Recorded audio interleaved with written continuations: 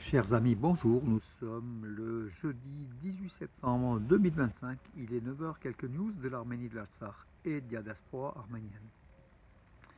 Bakou a reçu une nouvelle fois d'Israël un nouveau lot d'équipements militaires et de munitions par un avion de la compagnie azerbaïdjanaise Silkway qui avait atterri non loin de Tel Aviv et qui a été en direction d'abord, donc avant d'arriver à Bakou, l'avion s'est posé en Serbie pour encore compléter en armes, et également en République tchèque, également pour compléter en armes, avant de rejoindre Bakou. Voilà, donc l'Azerbaïdjan continue à s'armer auprès d'Israël, qui est le principal fournisseur d'armement de l'Azerbaïdjan, à hauteur de 60% de son armement.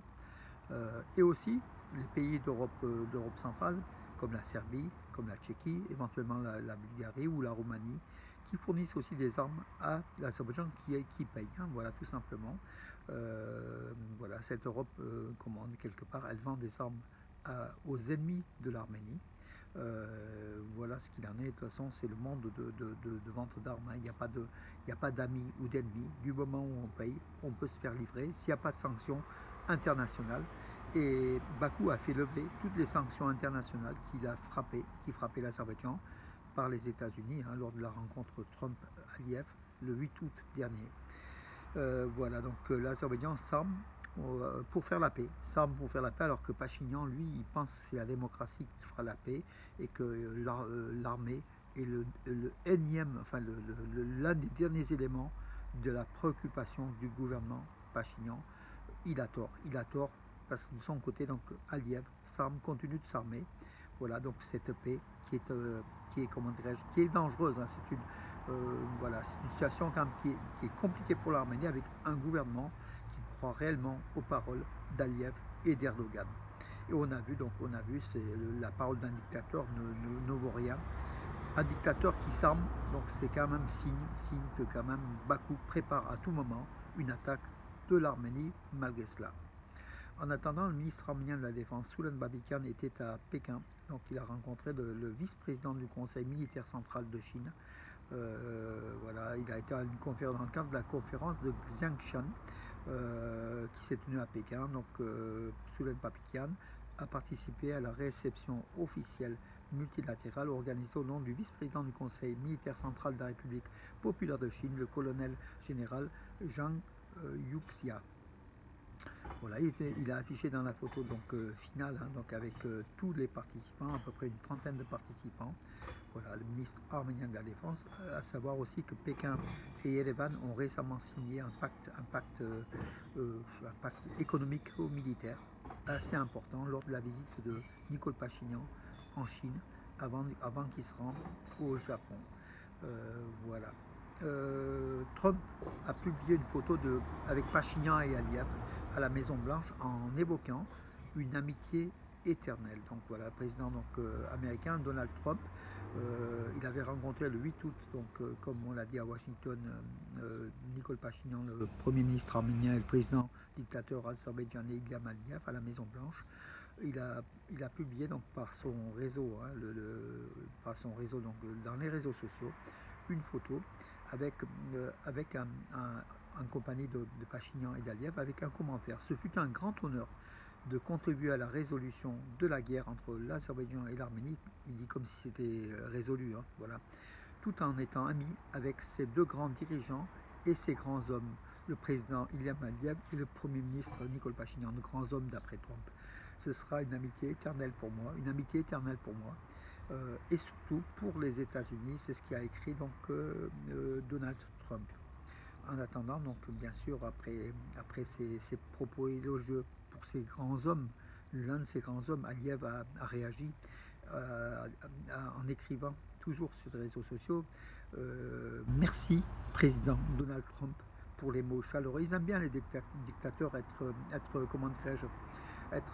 ainsi mis à l'honneur par Trump, qui est lui-même un électron libre, hein, incontournable, et puis c'est difficile à le contenir. Hein, voilà. Merci président Donald Trump, c'est ce qu'a écrit Aliyev, hein, pour les mots chaleureux que vous avez exprimés sur votre page Truth Social. Trou social, oui, c'est le réseau social utilisé de préférence par Trump. J'apprécie profondément votre rôle important dans l'avancement du processus de paix entre l'Azerbaïdjan et l'Arménie et l'organisation du sommet historique de Washington. Voilà, donc c'est ce qu'a publié lui sur le microblog X. Hein, voilà, donc à lire. Pachinian avait aussi salué les propos de Donald Trump à son encontre, et puis il avait montré donc une photo donc en compagnie de Donald Trump et Aliyev avec l'autographe de Trump. Voilà. L'un de ses proches à Pachinian, il a dit que c'est un des seuls dirigeants de la planète, Nicole Pachinian, à avoir comment dirais-je, les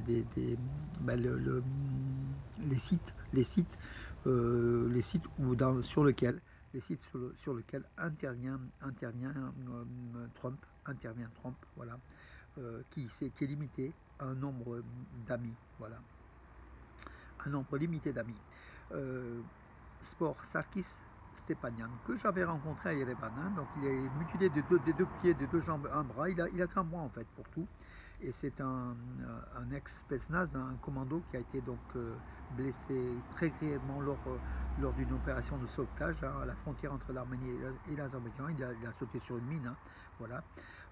C'est un grand sportif. Il a participé donc le 16 septembre lors des 27e championnats du monde de bras de fer à Albena en Bulgarie. Sarkis Stepanian, représentant de l'Arménie dans la catégorie des moins de 80 kg, est devenu quadruple, donc 4 champion du monde du bras de fer. Voilà.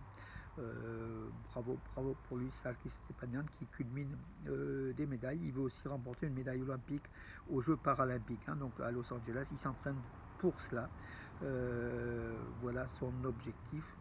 L'Arménie qui a quand même de nombreux athlètes dans ces domaines paralympiques. Hein.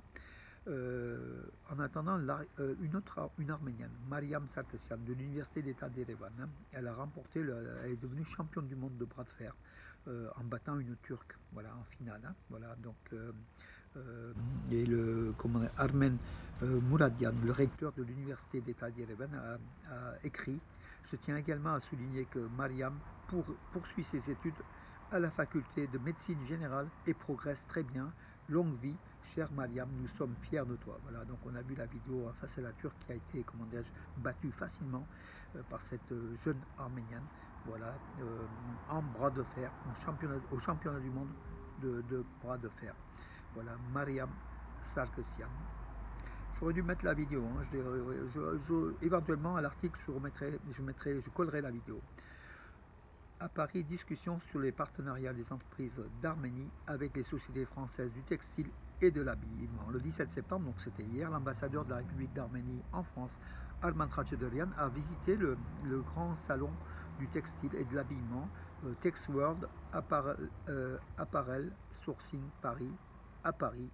L'Arménie est présente avec un pavillon unique au nom d'Arménia.